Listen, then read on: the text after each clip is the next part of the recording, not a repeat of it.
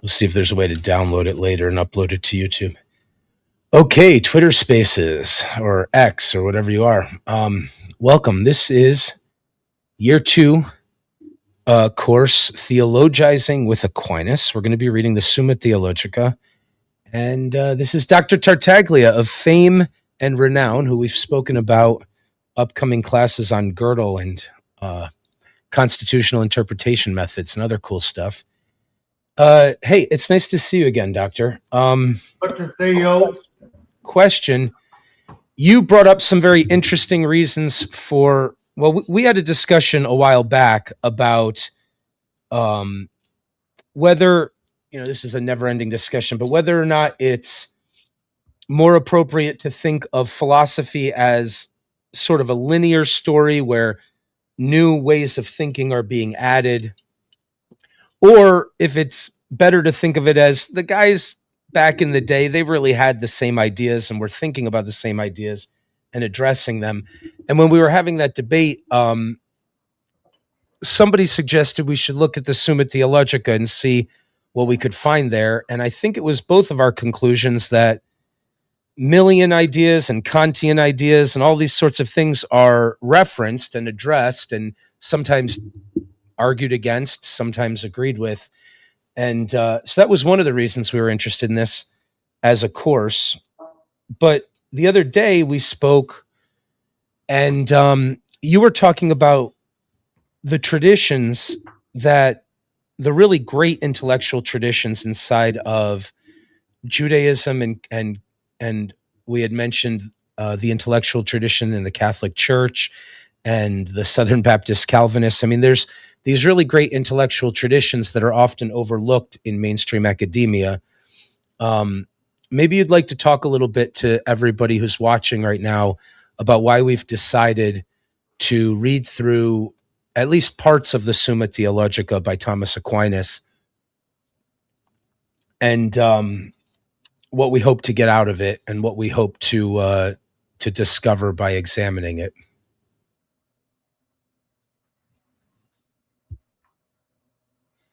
So where will you start?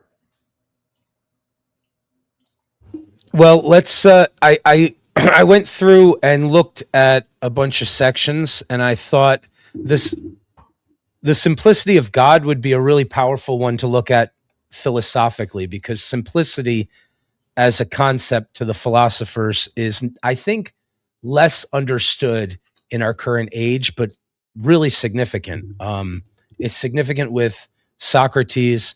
It's significant with Descartes. There's a lot of thinkers who are getting at something that it's confusing to nail down unless you understand the medieval and scholastic God of the philosopher notion of the simplicity of the divine. So I thought that might be a good one. Obviously, the existence of God sections are super interesting. Yeah, but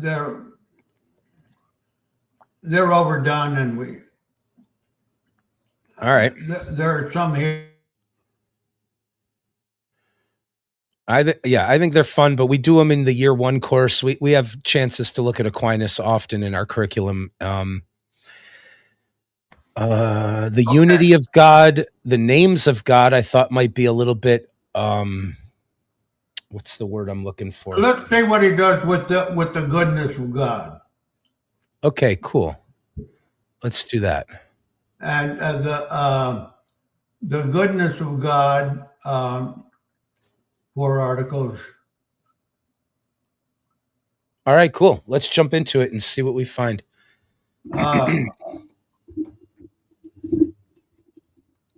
Okay.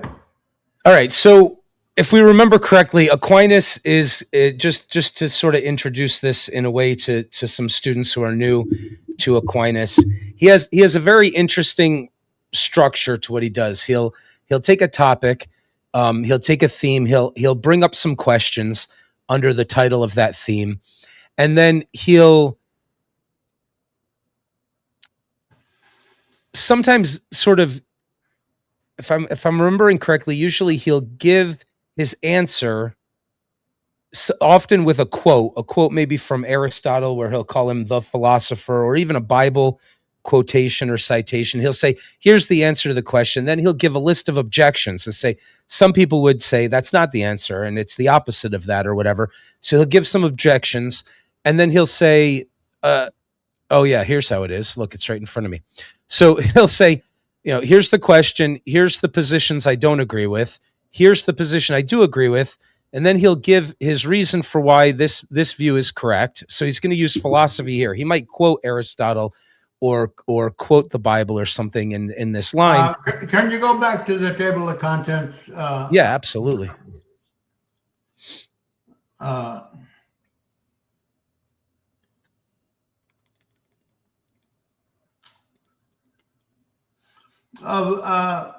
Before we do the goodness of God, I think we should do of goodness in general. Yeah. All right. Cool. That would be smart. Okay.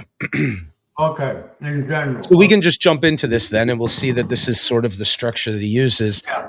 He'll give replies to the objections, then move on to the next question. So let's start. I'll start reading, and either of us will pause and make comments as we go. So, of goodness in general, 6 articles.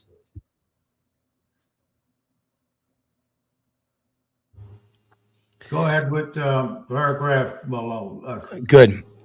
We next consider goodness. First, goodness in general. Secondly, the goodness of God.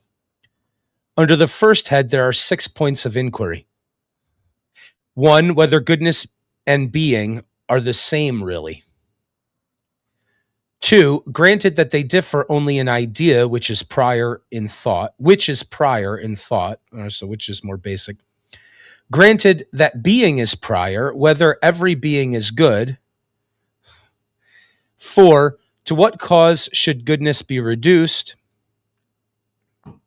5, whether goodness consists in mode, species, and order. And 6, whether goodness is divided into the virtuous, the useful, and the pleasant. So let's pause and see how he's working here. We have scholastic distinction making. Isn't that correct? I guess so. Yeah. Well, let's get into it. This is going to be worthwhile. There. So I'm sorry, you froze there. Let's wait until this. Are you there? I don't know. Oh, there. Okay, we got your camera back. Okay.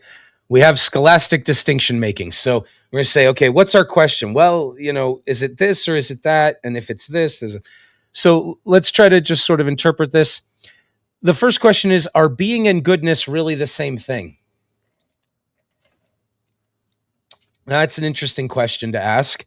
There's this idea in the medieval theological and philosophical definitions of God that God has attributes. He doesn't have qualities, because God is a simple, singular thing. So when you say he's good, and you say he's merciful, and you say he's just, and you say he is being, I am the great I am. That's the name God gives for himself. When you say he's being, those are all really the same thing. And so it's possible that being and goodness are actually the same thing. And then we can tell how he's going to answer that, because his second question is, granted that they differ only in idea, which one is prior? Which one is more basic? Which one can you know first, perhaps? Which one is prior in thought? Granted that being is prior, whether every being is good. To what cause should goodness be reduced? Whether goodness consists in mode, species, and order. Right, so we're going to have maybe some distinctions here. And whether goodness is divided into virtuous, the useful, and the pleasant. Okay, and we can see ancient influence on all of this clearly. All right, so let's get into the first question. Whether goodness differs really from being. Objection 1. It seems that goodness differs really from being. For Boethius says, I perceive that in nature the fact that things are good is one thing, that they are is another. Therefore, goodness and being really differ. Another view, contrary to his, might go like this. Further, nothing can be its own form. but that is called good, which has the form of being, according to the commentary on De Causis. Therefore, goodness differs really from being. We can break these apart in a moment. The third objection: further, goodness can be more or less, but being cannot be more or less. Therefore, goodness differs really from being. So that third one might be the easiest to comprehend immediately with what we know, but you could be more good or less good, but you can't be more real and less real, possibly. Okay, So these are all arguments for. Wait a second. Objection. these are all arguments against the position he's going to hold. So the first thing he does is he presents arguments against what he's going to say, and then he says, on the contrary, and he'll usually quote somebody when he does that, and he'll say, the truth is that being and goodness are the same thing. Objection 1, 2, and 3 all claim that they're different, right? Yeah. That's right. Okay, so now he's going to say, on the contrary, Augustine says, inasmuch as we exist, we are good. Well, okay, so now we have to get his argument. So here's his argument. I answer that goodness and being are really the same and differ only in idea, which is clear from the following argument. The essence of goodness consists in this, that it is in some way desirable. Hence, the philosopher says, the philosopher is always Aristotle when Aquinas is talking. There, Right. So hence, the philosopher says in his Ethics, goodness is what all desire, unquote. Now, it is clear that a thing is desirable only insofar as it is perfect. For all desire their own perfection. But everything is perfect so far as it is actual. Therefore, it is clear that a thing is perfect so far as it exists. For it is existence that makes all things actual, as is clear from the foregoing. So he's referring to things that he had already proven. Question 3, answer 4, question 4, answer 1. So those are from before, stuff we skipped. Hence, it is clear that goodness and being are the same, really. Wait a second. It's clear. It's perfect insofar as that it exists.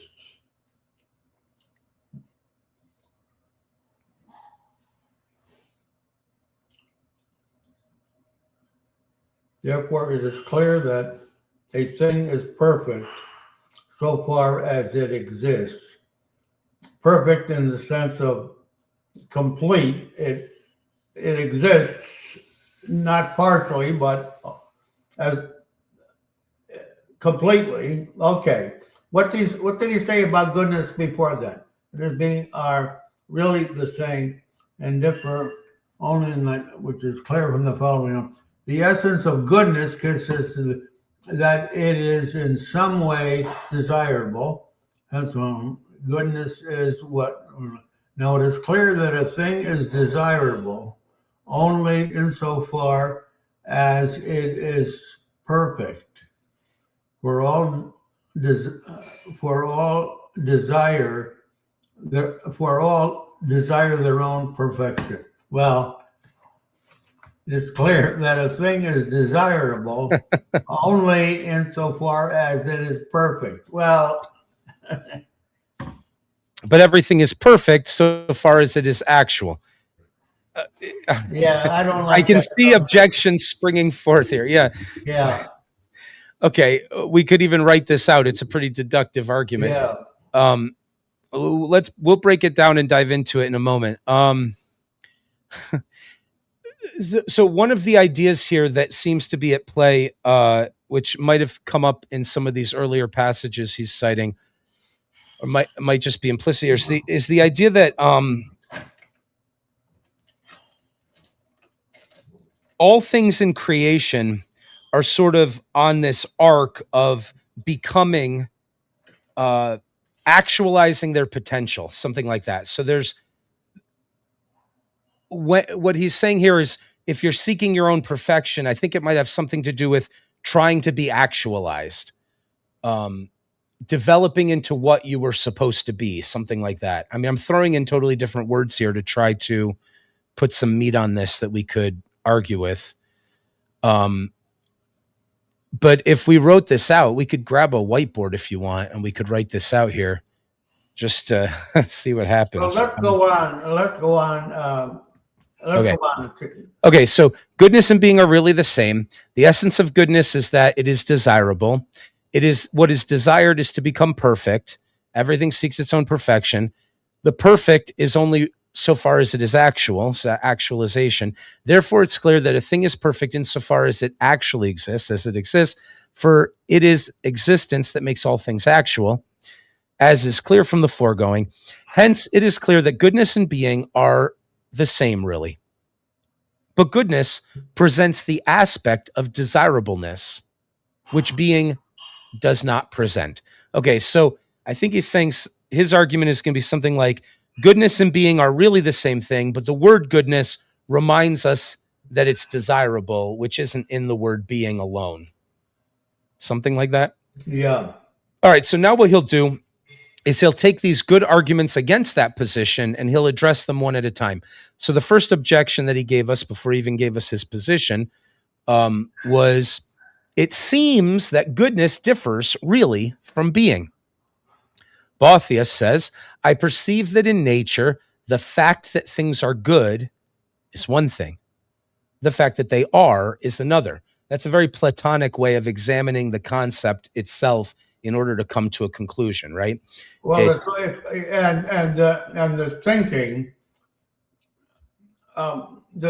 is very modern. It's almost linguistic. I perceive that that things are good is one thing, and that they are is another.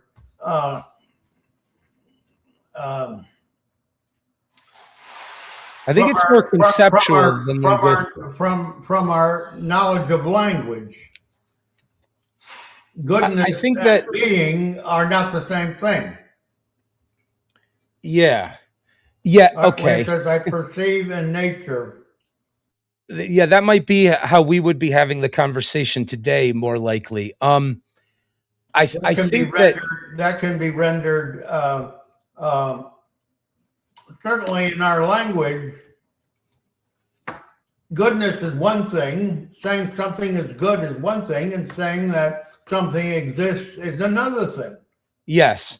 And I think you're right. He's taking this Boethius argument and saying, okay, we could reword it and say, what if Boethius stood here and said, look, the way we use words, the idea and what it means clearly is I can identify something as good and I can identify something as being. And those are two distinct things that I could be doing. So obviously the two ideas must be different, right? And being is not the same as, all right, so as goodness. So now he's going to answer that. He says, okay, my reply to that objection would be this.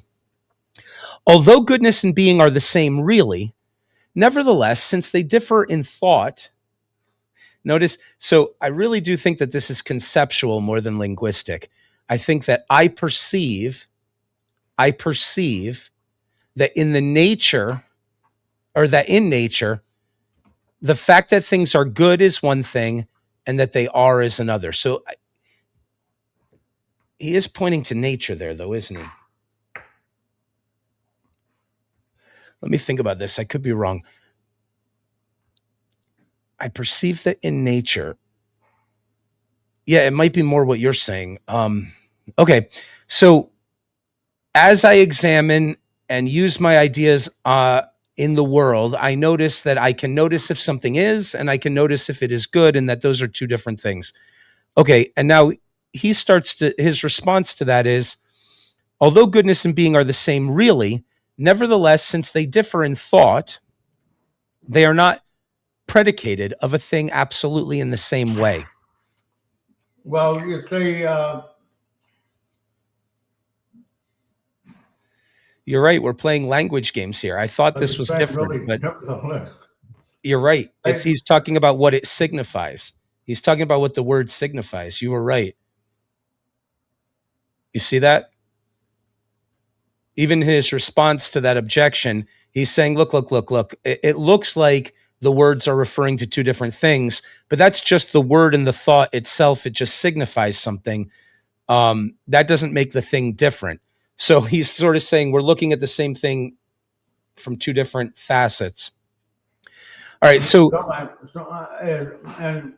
and actually properly correlates to potentiality. A thing is, in consequence, said simply to have being, according as it is primarily distinguished from that which is only potentiality. Since being properly signifies that something actually is, and actuality properly correlates to potentiality. All right, there's that idea again. A thing is, in consequence, said simply to have being, accordingly, as it is primarily distinguished from that which only has potentiality. Again, that's the thing I was talking about before. Things they have a certain potential and then they actualize to a certain degree. Okay. So a thing is said to have being to the degree that it has actualized what it had the potential to be. Okay. And this is precisely each thing's substantial being. Hence, by its substantial being, everything is said to have being simply. Okay. But by any further actuality, it is said to have being relatively. Okay, so this is already preparing us for a response to objection 3 as well. Because remember, objection 3 says one of them exists in more or less, and the other one is an absolute. So he's already preparing for that. But you can think of it like this: an oak tree is a seed. Well, that's not an oak tree, but in the oak tree is all of the potentiality. Remember, he's very Aristotelian, right? Aristotle's definition of the soul could be thought of sometimes, I think, as the double helix. It's just the organizational principle within the thing to become what it's supposed to be. It's possible he's thinking of the genetic information. I mean, he's not thinking about it directly like that, but that's what those words might apply to if we go back to Aristotle. So Aquinas, in this scholastic era where you can just cite Aristotle by saying the philosopher, Can you hear me? Oh yes, I can hear you now. What are you saying? Hello? You froze on us. Okay. All right, now I can hear you. Start with the white sentence. Thus, to be white. Okay. Wait, where is that? Okay, thus to be white implies relative being. For to be white does not take a thing out of simply potential being, because only a thing that actually has being can receive this mode of being. But goodness signifies perfection, which is desirable, and consequently of ultimate perfection. Hence, that which has ultimate perfection is said to be simply good. But that which has not the ultimate perfection, it ought to have, although insofar as it is at all actual, it has some perfection, is not said to be perfect simply, nor good simply, but only relatively. In this way, therefore, viewed in its primal, i.e., substantial, being, a thing is said to be simply, and to be good relatively, i.e., insofar as it has being. But viewed in this complete actuality, a thing is said to be relatively and to be good simply. Hence, the saying of Boethius, I perceive that in nature the fact that things are good is one thing and that they are is another, is to be referred to a thing's goodness simply and having being simply. Because regarded in its primal actuality, a thing simply exists. And regarded in its complete actuality, it is good simply. In such sort that even in its primal actuality, it is in some sort good. And even in its complete actuality, it in some sort has being. We've got to draw a picture of some ancient ideas here, I think. So It's too complicated an argument Well, let's to prove anything. okay, maybe. Probably. How about probably? But before we run away and from it entirely, even if that might be the ultimate conclusion, let's remind ourselves of some ancient ways of thinking here, because he's drawing off of Aristotle. So the oak tree, the seed is not the oak tree. The sapling is not the oak tree. The well-developed grown oak tree that's not really perfectly an oak tree is not really actualized to the perfection of oak tree. He's saying in the ultimate, the thing that everything is aiming for of ultimate actualization would be a kind of perfection. And the only thing we seek for its own sake is this perfection. And that's the definition of what we call good. So as we're becoming in actualization, we're in degrees aiming towards a being which in the final analysis is simply being. And the goodness of a better tree versus a worse tree, or a more developed oak tree versus a sickly oak tree, as that oak tree attempts to achieve the actuality of what it's supposed to be, it looks like the goodness is in degrees and the being is in degrees, but in the final analysis, it's simply good and it simply is, if it were to achieve that final development. So the thing that it's aimed at, even though we live in this middle world of potentiality and actuality that exist, how did he put it here? He said they exist in a correlation, right? So maybe I start out with 100% potentiality and zero actuality, but as I develop, I increase actuality as I decrease potentiality. Even though we exist in that realm, if we look to the final end of what these things are, we can see that goodness and being are just the same thing.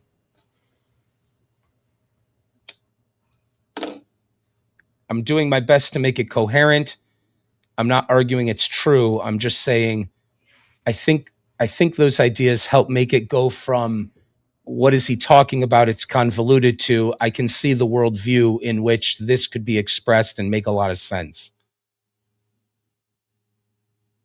Are you with me? Did you freeze again? Hello? Well, let's take the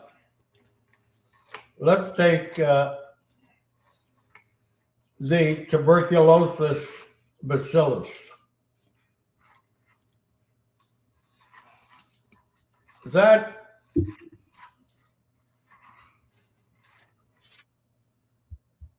when it just comes into when it's in its infancy, it's not very powerful. It's not doing much damage, but it becomes more and more as it develops. It's approaching its perfection. It's becoming more actual, and its perfection would be to debilitate the host, but not kill the host.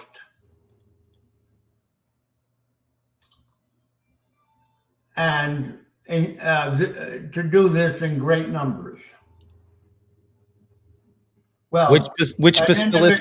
An individual bacillus would just be attacking one person, but it would debilitate him, ruin his life completely, but not kill him. Now, where's the goodness there? I wish we had a time machine for you to be in the court and to pose this to Aquinas. Since we don't have that, let's see what we can do with this. So, you're saying, wait, hold on a second, Aquinas. Goodness and being can't be the same thing, because I look around and I see the being of things that are aimed at the destruction of the being of other things, right? So there's, in the natural state in which we exist, there's already a contradiction. Yes? Yeah. All right. So I'm going to I'm going to try as best I can to sort of adopt this worldview. I can't be as smart as Aquinas, but I'm going to try to adopt this way of thinking. I'm going to try to come up with responses I might have to that, since I have no idea what Aquinas would say to that. And the first thing I'd say is, okay, what if so the model you're using is that the disease itself is a thing that is. I think in his view, something like a disease is just a sign of the breaking down of being of the thing that has the disease. They don't see the organism that's living off the destruction of that other thing as its own thing that's being. So it would be easier to think to follow your example of an oak tree. This would be a fully formed bacillus that is very powerful, and it's ruining the lives of a lot of people. Yeah. All right. So Boethius had the right idea when he said, you look around and we see some things that exist, but they're not, and we see goodness out there, but they're not always the same thing. Yeah. So I wonder what, when Nietzsche set out his mission to overcome nihilism, he gave himself the hardest test for accomplishing that, which would be to be able to say yes to all things, to affirm at least the necessity, if not at least the acceptability or necessity of all things, including, the horrible disease. So there's a lot of things that make that difficult. In this case, we have to consider the horrible, debilitating disease that is a bacterium, and if it's thriving, everything else is doing poorly. And what you want to say is, we could just go with Bothus and say some things are good and some things are bad, and then we don't have to have this idea that goodness and being are the same thing. That certainly seems easier. Can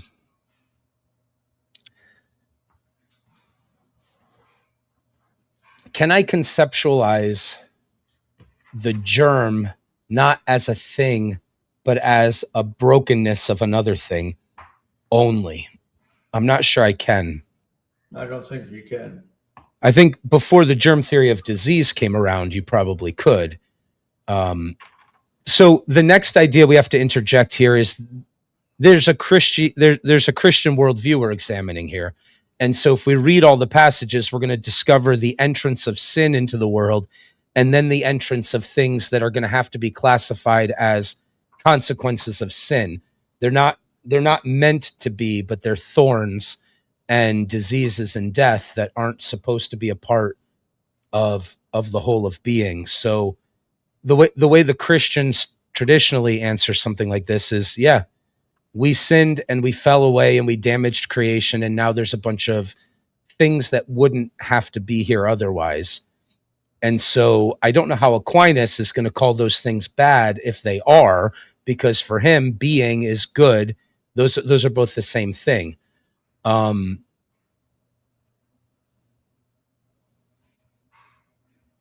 There's another way we might be able to do it. Again, I'm trying to sit as best I can in the Aquinian worldview, and then answer this objection of yours. So another way we might be able to do it is to say,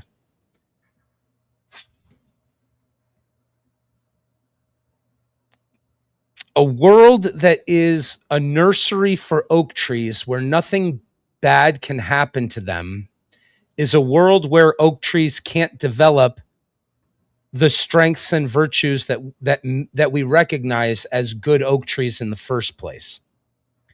All right. So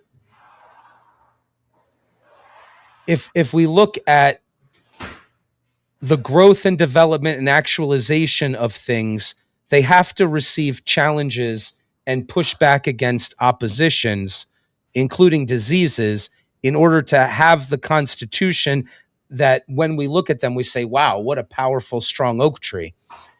So the non-existence of those challenges would make for a dull and pointless world if we think about not having thorns and not falling out of paradise, right? It would be dull and pointless if everything was a nursery in that way. These are the I'm shooting in the dark here. I'm grasping at different straws, but so I recognize your objection here, and I would say for now, without reading the other passages, which might make this a little bit more sensible, it certainly seems easier to simply say some things are and are not good, and therefore goodness and being are not the same thing. Maybe when we do this and we start with the very first questions and we work up to here, we'll have a better idea of his worldview, and maybe there's a way that this doesn't seem so absurd. But yeah. Oh, you know what we should do? I'm going to take the link to join this live stream. We're only streaming on Twitter right now. And what I'm going to do is, since there's a bit of an audience here, I'm going to post this link in the comments, and others who have something to say that might help us with this can click on that and join us, and we'll add you to the live stream. And you ought to be able to even just write comments once you do that, and we can add them to the screen here and read them as well. So I just did that now. All right. Is there anything else we want to examine here before we move on to his responses to objection 2 and 3? I feel like we could take a whiteboard and just draw out the deductive. Yeah, that might be a good idea. All right, let's do that. And where was it? It was only in 2 or 3 lines, 2 or 3 sentences. His argument is found in 2 or 3 sentences. All right, I'm going to copy paste this text here for his first argument and then his response to that objection. And oops, let me just go back and grab a different whiteboard. Take, for example, the essence of goodness consists in this, that it is in some way desirable. Well,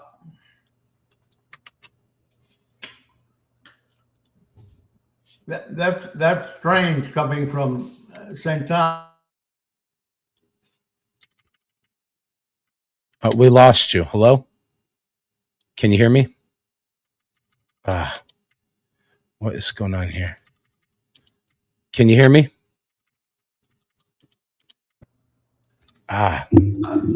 Wait, hold on. We lost you there a second. We heard you said that's strange coming from St. Thomas Aquinas. Why? It sounds so contemporary. It sounds like it's coming from utilitarianism. Goodness is what all desire.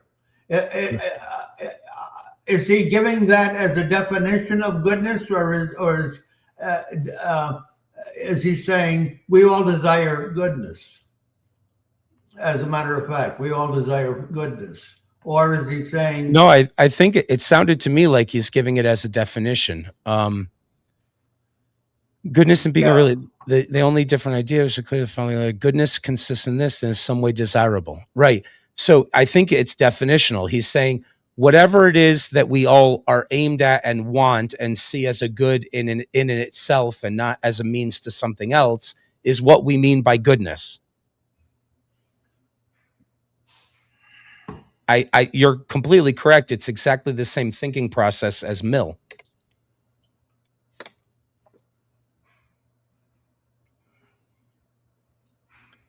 And then he cites Aristotle as saying goodness is what all desire.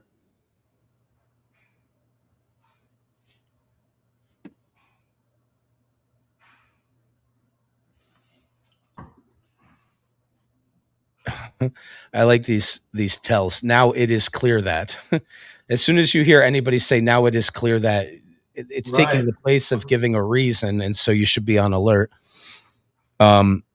All right, but let's. I can understand. I can understand. We all desire. We we all desire goodness, but that's not even true. Yeah, yeah, That's not even true. right. Let alone goodness meaning desirable.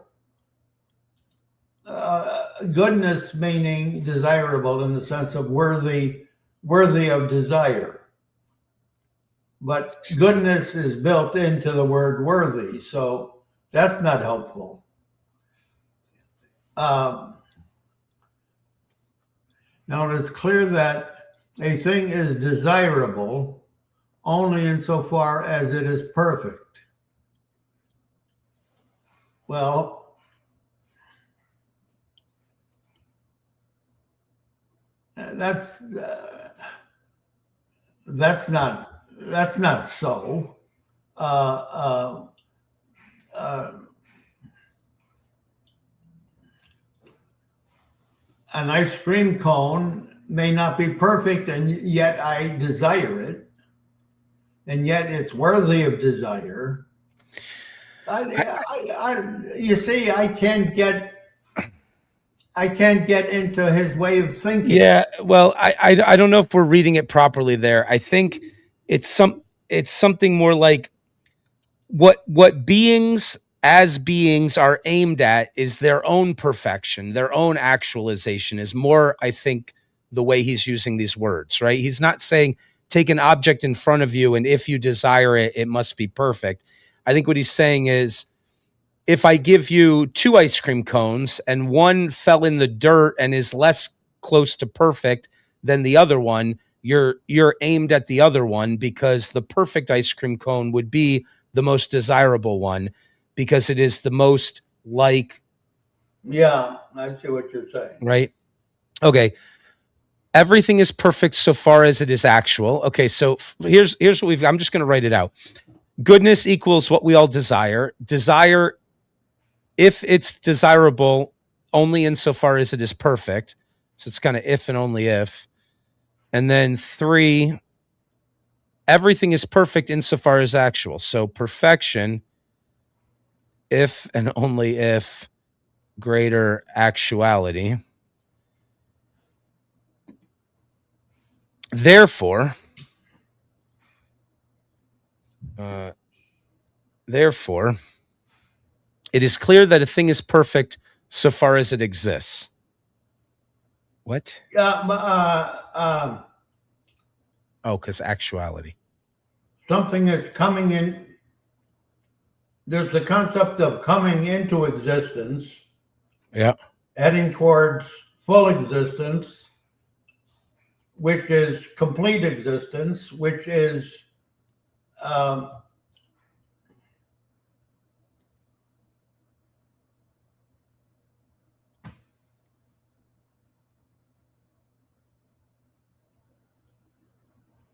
it's like you start out potential and then you try to achieve actuality. And so as you go up this curve, there's greater existence. And what he's saying, his whole argument could be summed up with this picture: greater existence and in equal measure, greater perfection or greater desirability and therefore greater goodness. I think this is how he's thinking.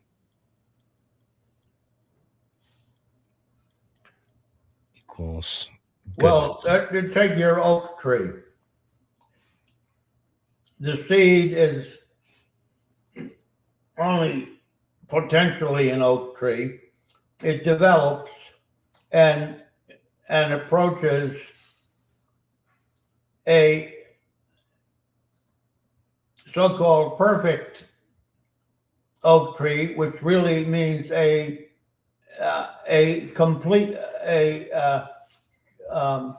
completely grown oak tree. After all, perfection means etymologically completed. So it's completed. See, there's in argumentation, there's a tendency to ambiguate between completed and most valuable. The word perfect sometimes means completed, and sometimes it means of supreme value, perfect.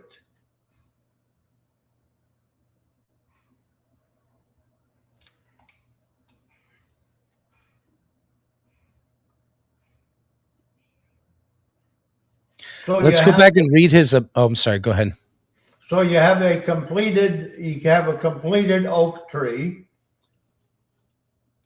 and I guess in a way that's actually an oak tree. Before that, it's not.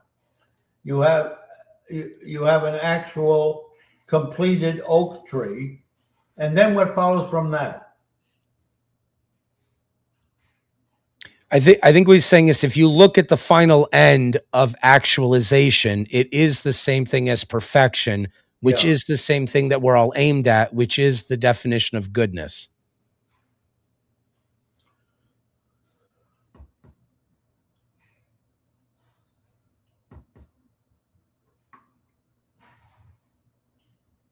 Now, if that's clear, your objection fits in perfectly right there. Like, wait a minute. The very perfectly developed bacterial disease, that's good because it's fully actualized into the most efficient, deadly, horrible thing it can be. It's like, okay, that's a tough one. It's just as perfect. Yeah. Oh boy, it's fully actualized. I mean, there have been collections of bacteria that have tried to ruin things before, but this is the most actualized, thriving, best transfer of energy and I mean, this is the bacterium of bacterium, and it has actualized the full potential of what a bacterium can be. And you say, well, then that must be goodness because it's doing so well. How would Aquinas try to get out of that? I mean, I can't tell you what Aquinas would think, but if we started at the beginning, maybe I could do a better job of that. But I can poke at some different possibilities. The first one is maybe before and maybe after there's some insertion of the idea that well, is this before the germ theory of disease, right?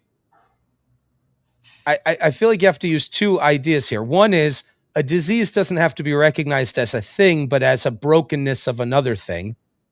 And if you're thinking about it that way, that brokenness can come into the world. You know, it can be manifest in the world without saying that there's a being to be actualized there. And you can chuck that up to the fallen state of the world due to sin. And it would be unfair for us to poo-poo all of that without reading the sections that make that case.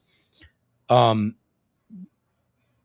we could just put that as a filler right now, as a blank space to say, okay, maybe there's a way of doing it that way. But I think you'd have to include the idea that the bacilla is not its own thing. It's a broken feature of something that's supposed to be. Well, don't tell that to the bacillus. Okay, you can argue against that, sure. I'm trying to answer the question, what would Aquinas think? He wants his place in the world too. Yeah, he probably does. It just so happens that his interests are in conflict with your interests. I would say fair enough. Yeah. Well, in conflict with the interest of the lion. Yeah. So this is not Aquinas, but back to the Nietzschean yes saying of all things. Nietzsche called lots of things evil and bad and sickly and all sorts of stuff.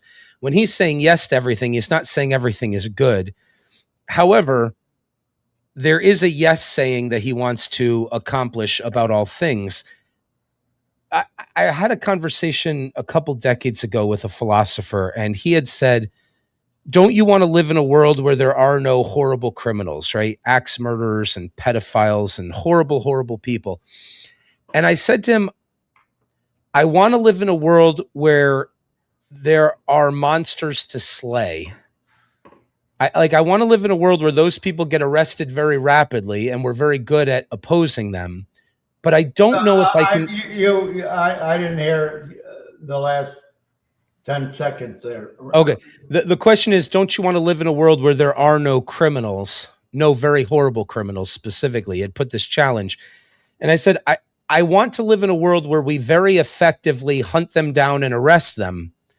But I can't see myself saying I want to live in a daycare center with no rough edges and nothing to battle against that's actually significant. And that's a tough thing to say, because you don't want to affirm evil as good, but you also don't want to say being is regrettable and that there's not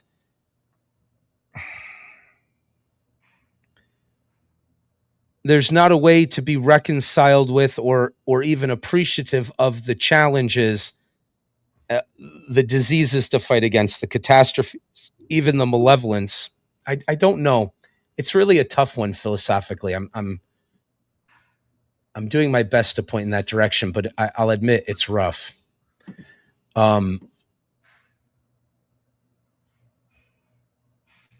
Like,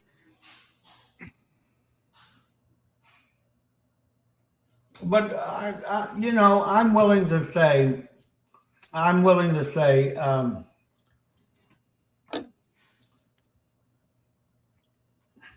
I would like to live in a world where there are no serial killers, child torturers, and that sort of thing. Yeah, I do too. But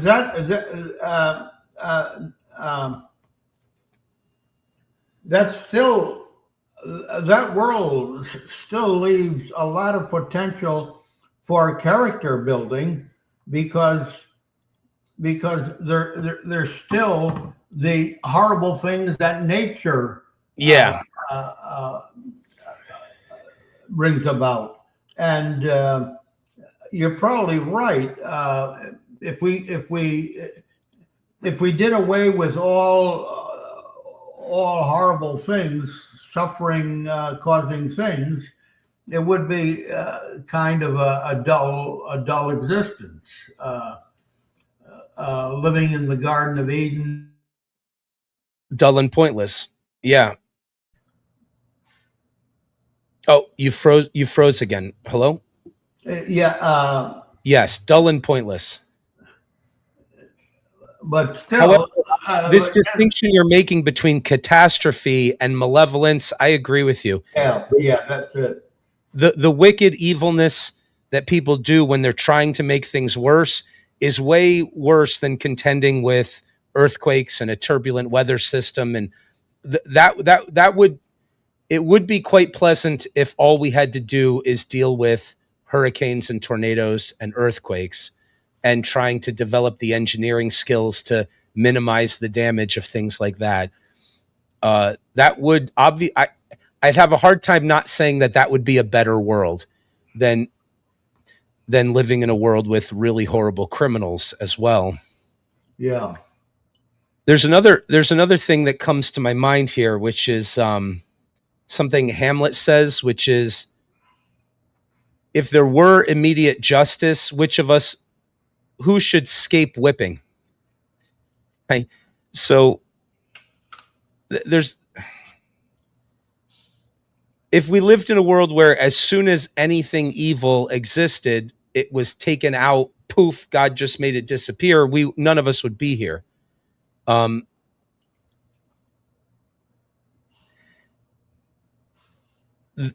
The difficult journey of trying to be oriented towards heaven and not make things worse, and bitterness and foolishness and all the other things that we can do to make things worse.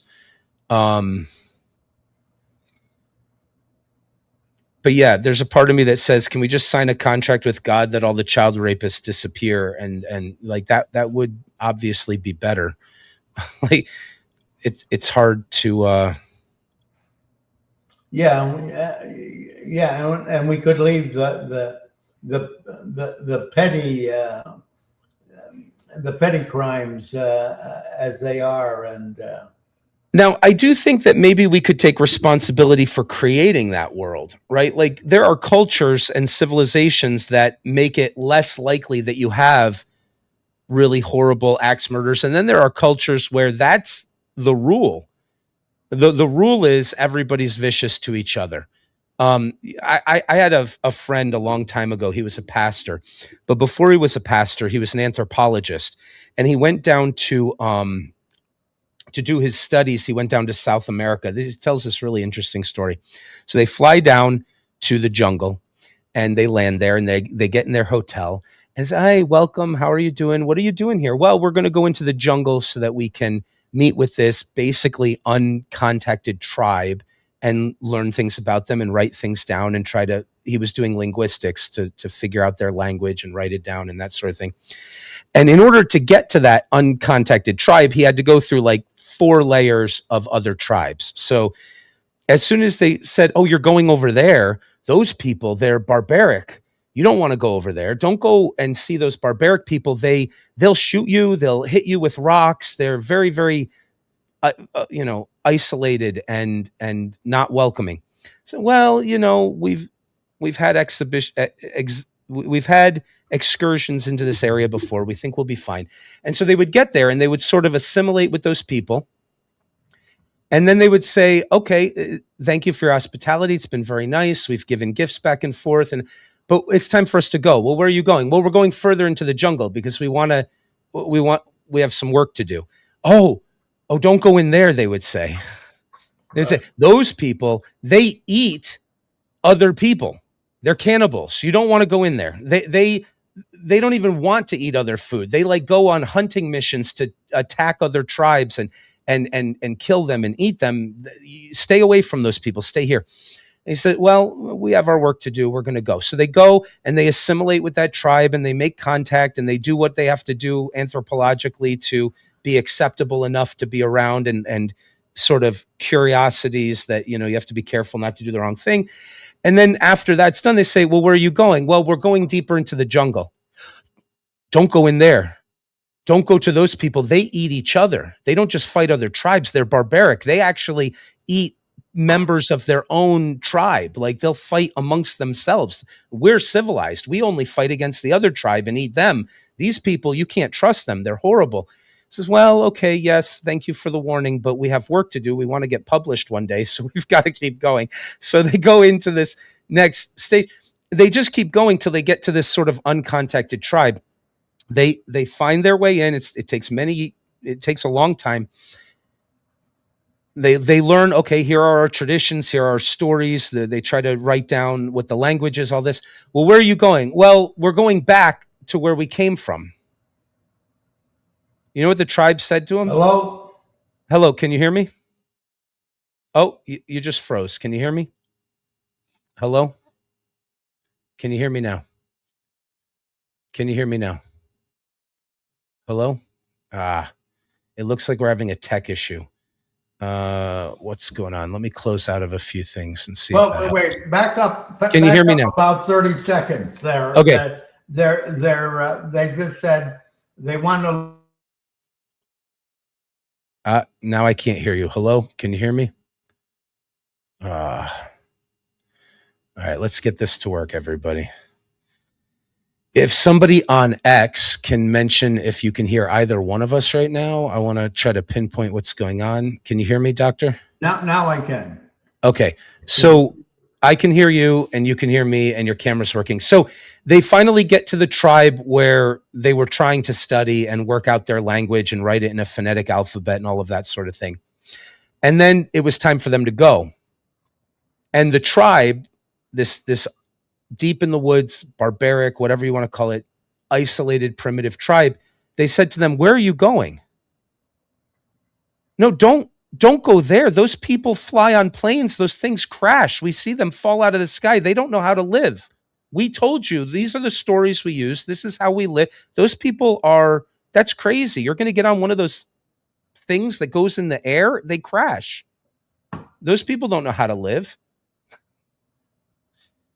So why did I bring up all of this? There was a reason. I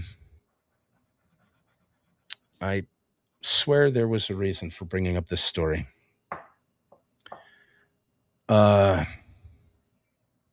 It's the story he told me about their research, and I believe him.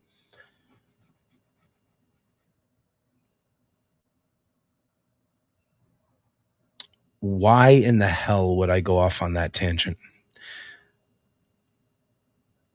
If I could rewind this, I would remember why I brought that up. Can you hear me? Yeah, I get it. I'm getting old, man. I'm forgetting stuff. So it must have something to do with different ways of being, different aims. Oh, right. It is tangential, but the idea is there are civilizations where what you're trained to do from the time you're young, and if you don't follow and listen to the guidance of the elders and the stories that tell you to do this, which is to beat any stranger to death with a stick or a rock, because you're going to die. Yeah. Like the way they live and it works. But there are ways of living that are more barbaric and more deadly. And there are ways, if you look at what the shamans do with the young adults, the adolescents, to help them be prepared to live in such a difficult environment as that, in that type of a community, it's like child abuse, right? It's very horrifying what they do to sort of take the adolescents and say, okay, now you're a man. Well, in fact, Daniel Dennett, who we were talking about earlier today, he had a theory that the whole point of some of those coming of age ceremonies is to traumatize the child so badly that you induce split personalities within them, so that when they face horrors, they have other ways of being that they can actually handle and live through them. Now, I have no idea if that's true or not, but he was a serious thinker, and he thought it was worth examining the possibility that the educational system of some of these tribes is to do things so horrific to the 13-year-old boys to allow them to be men in the tribe, and if they fail, to kick them out and let them die, is to actually traumatize them to the point where they have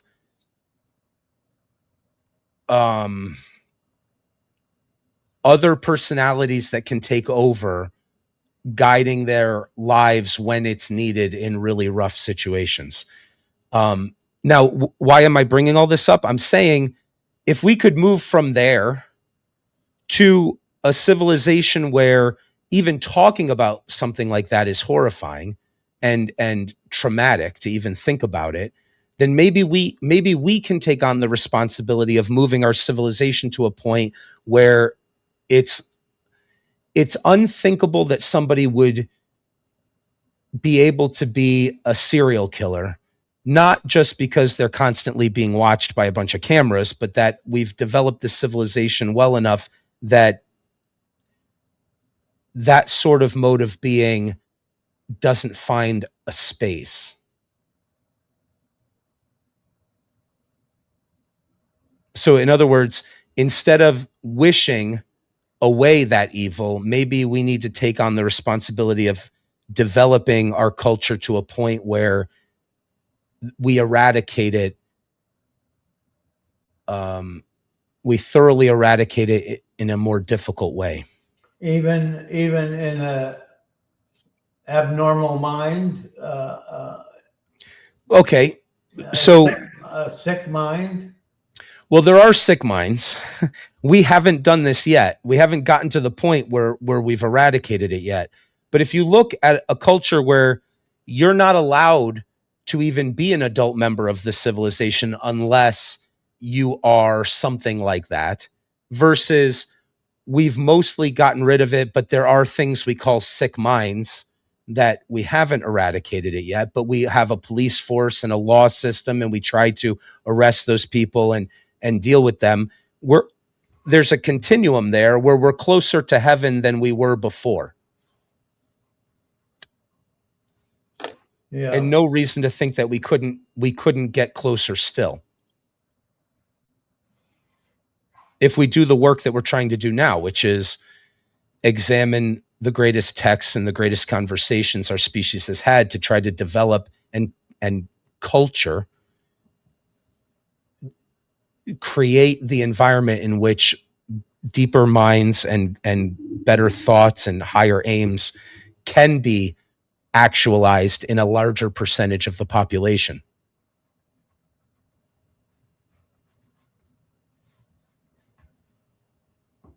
I don't have the answer for how to get there except to keep doing what we've been doing, but I can say over the arc of 250,000 years, we're in heaven.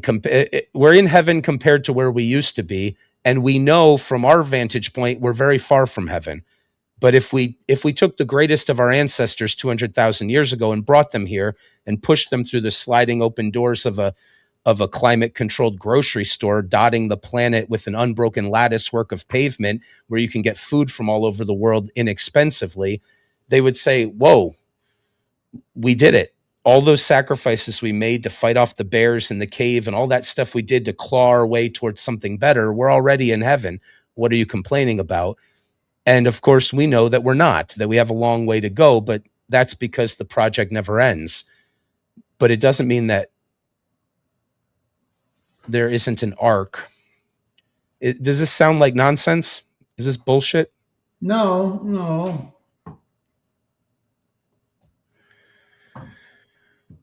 I'm trying to absolve God of the responsibility of dealing with the psychopaths and say maybe we just need to continue the work, the slow work, but the progressive work that can be done of taking on the sins of the world, taking it on as responsibility, and trying to make things better. Oops, that's the wrong one. Okay, let's. So we can take the reply to objection. Did you want to say something else before we move on? No, let's move on. Okay, we can take reply to objection 1. I think it actually was quite helpful to draw it out on the whiteboard and get that idea that he's saying, okay, you start its potential, you try to actualize. If you fully actualize, that would be perfection. And perfection is what we mean by what we're aiming at, which is by definition the good. At least we can understand his argument there. We could do the same thing with objection 1 here. I mean, his reply to objection 1. Or we could just read objections 2 and 3 and get on to the next question. I'll let you decide. I was hoping we would get to God's goodness. Okay, good. So let's move on. I agree. So reply to objection 2, goodness is a form so far as absolute goodness signifies complete actuality. Yeah, he's saying the same thing 3 times here.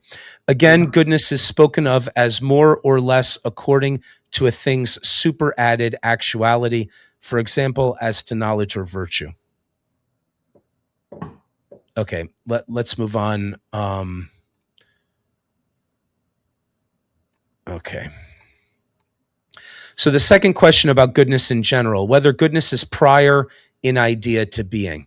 So even though he's saying goodness and being are the same thing, we'll just have to accept that that's where he is as we move on to the next question. Remember, if you're watching on X, you can click the link in the comments and come join us if you like. Yeah, this is a very contemporary type question because he's given up. Now he's talking about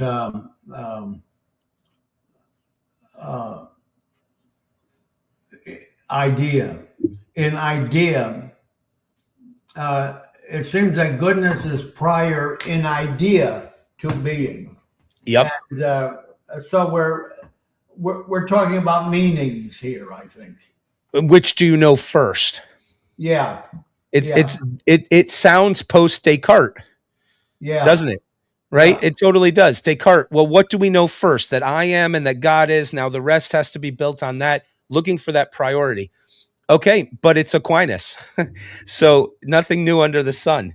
I mean, that's one of the things I want to illustrate here is that one of the lenses through which you can look at philosophy, instead of thinking, oh, we know so many things they didn't know. I have Kant's categorical imperative. I have his synthetic a priori. I have all these categories I didn't have before. It's like, no, those were had by pre-Socratics. And if you look at the words they're using, they're talking about the same ideas.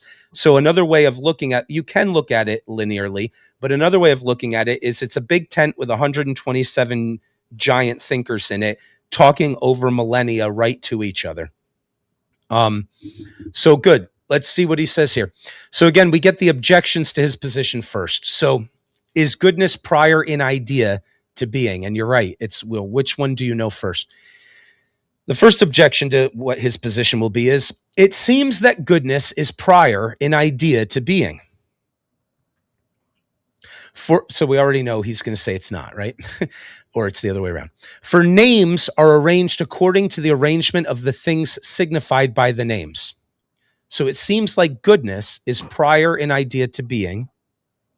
You would know goodness before you know being. For names are arranged according to the arrangement of the things signified by the names. But Dionysius assigned the first place amongst the other names of God to his goodness rather than to his being. Therefore, in idea, goodness is prior to being. Okay, so an argument he's going to argue against is the idea that you know God's goodness before you know his being, and so therefore goodness is prior in idea to being. Objection 2. Yeah. That seems like a weak argument. It's probably not a straw man, but okay, we can see where he's going. Objection 2. Further, that which is the more extensive is prior in idea. But goodness is more extensive than being, because as Dionysius notes, quote, goodness extends to things both existing and non-existing, whereas existence extends to existing things alone. It's a very scholastic way of thinking, and very interesting and very thorough and worth being able to adopt and get into, although it's strange to us the way we think, perhaps. Well, that's an... What? I don't like that argument. Goodness extends to things both existing and non-existing. That's true. Whereas existing extends only to existing things. But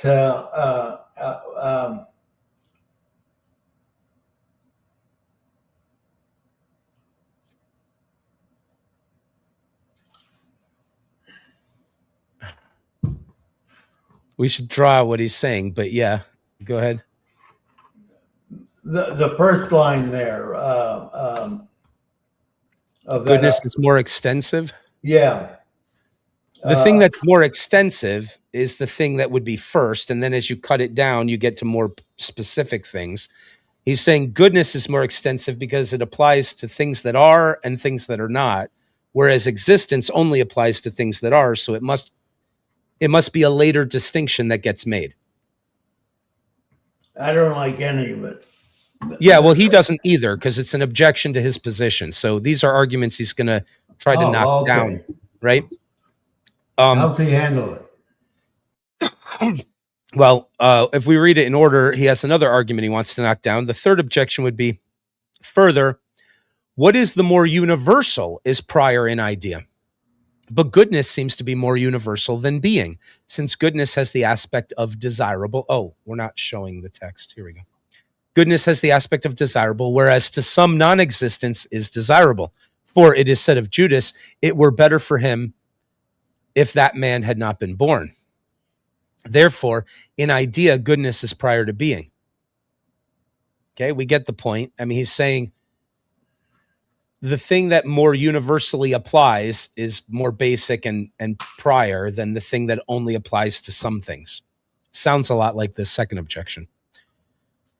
Objection 4. Further, not only is existence desirable, but life, knowledge, and many other things besides.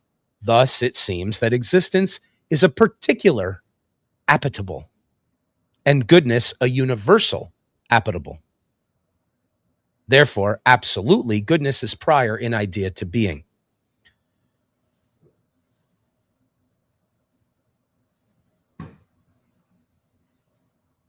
Okay, again, I think that must rely on the idea that goodness by definition is what we're desiring. Okay, on the contrary, so he doesn't hold this view. On the contrary, it is said by Aristotle, de causis, that the first of created things is being.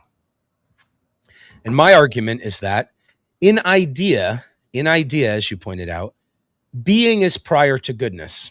So imagine a developing consciousness or consciousness coming into the universe. It's going to notice being before it notices goodness. For the meaning signified by the name of a thing is that which the mind conceives of the thing and intends by the word that stands for it. Therefore, that is prior in idea, which is first conceived by the intellect.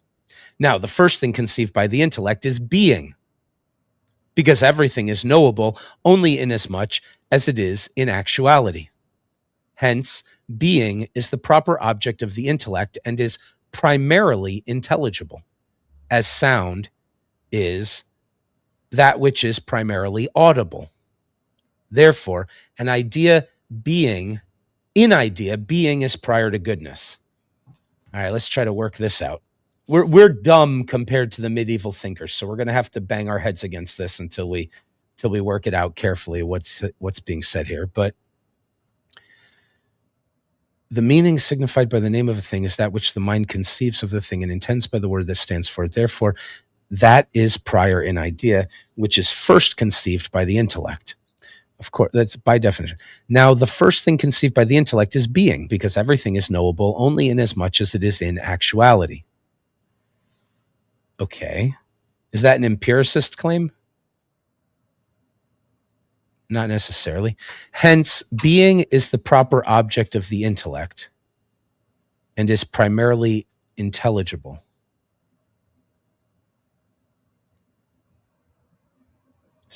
He means it's the first intelligible.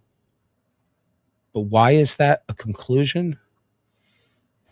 Why does that follow? Well, he's just claiming it and then saying, therefore, it's true. Now, the first thing conceived, therefore, it's the primarily intelligible. So only a careful thinker like the medievals could actually see a difference between those two, and we're just too dumb to easily get it. So let's bang our heads against this. The first thing conceived by the intellect is being, because everything is knowable only inasmuch as it is in actuality. Okay. Hence, being is the proper object of the intellect, and it is the first thing you can know. All right. I'm going to try to reword that in Brought normal knowledge day into speak. it now. What? He's brought knowledge into it.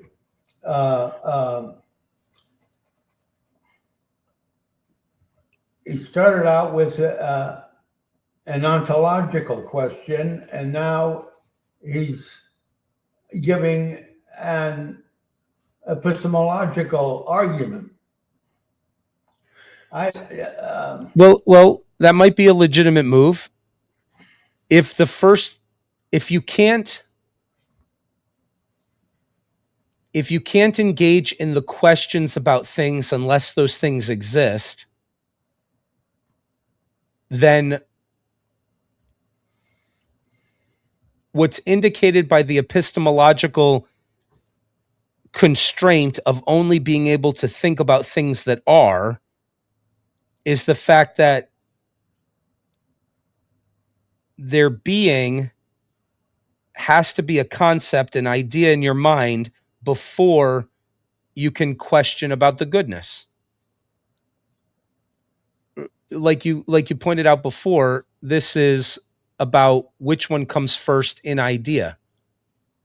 So it's not an ontological. Right. You could be wrong about what is or what is good. So it's not about ontology so much as it is you can't think about something that isn't, and therefore I take issue even with that.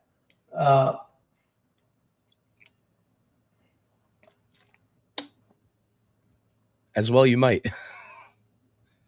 Let's give you a second to give us the objection there. You see, the whole problem here is they're dealing with being and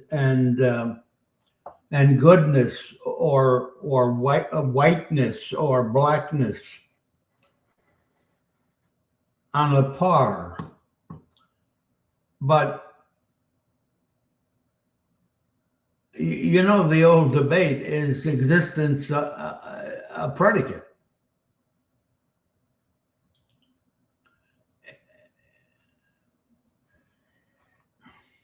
In logic, whiteness and goodness are all predicates. They're all properties. Yeah, he's denying that about goodness. Goodness isn't a property. Goodness isn't, existence isn't a property of something. And yet they talk about it as if it is. But then they draw out a distinction. I think he's not doing that. I think you're correct. You're correct, right? But I think what he's really doing is saying goodness is the same thing as existence. So he wouldn't say the same thing of whiteness or blackness or other qualities, but he is saying it is of goodness because he thinks he's already won the argument and convinced everybody in the room that in the final analysis, goodness is the same thing as existence. So by putting them on equal playing field, which I don't think he's doing with whiteness or other qualities, that wouldn't be an illegitimate move for him. But we'd have to go along with his answer to the first question.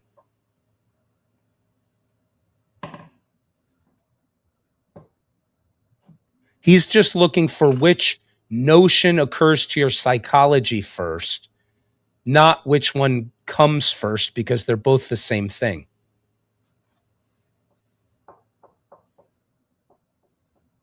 And once he established that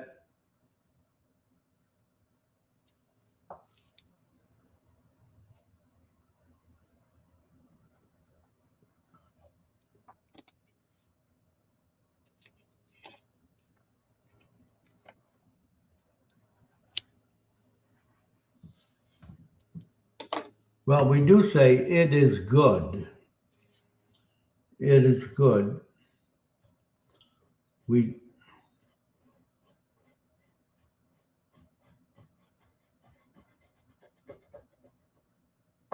Yeah, but we say it is white or it is tall or it is whatever. Those are predicates. He wants to the it. The it refers to something existing. Yeah. He wants to steal goodness from that pile of predicates and put it next to an equivalency with existence itself and say it is, and that by definition is the goodness we've been aiming at. If he accomplished that in the last question, then what he's doing here is just asking which notion is available to your intellect first. But he can say that one is available to your intellect first, and at the same time, he believes he can think that they're the same thing. Now, we might say that's a contradiction, and we might dislike his first question and maybe go along with his second one. But he doesn't think there's a contradiction here.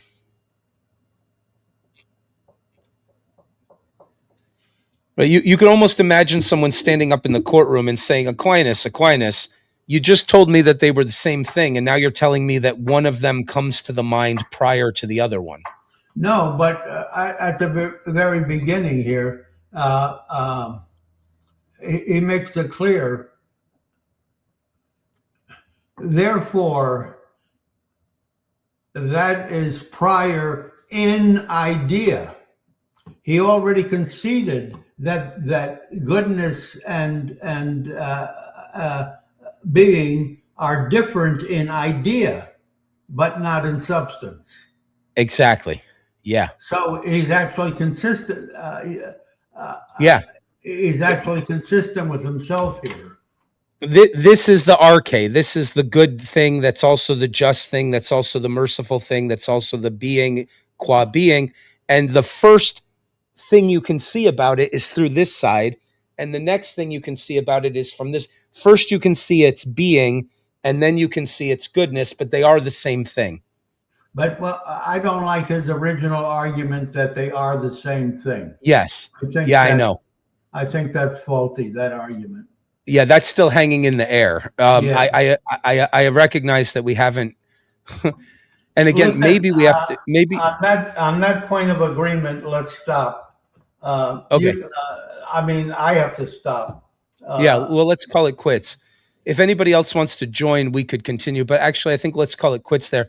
So, look, we wanted to get into the goodness of God. We only got about halfway through the idea of goodness itself, but we're going to need this as the foundation for examining the goodness of God questions. And so we will Exactly. pick up there next time. Hey, thank you very much. I really appreciate your time. Thank you. Okay, how do I get Okay, out? now I've ended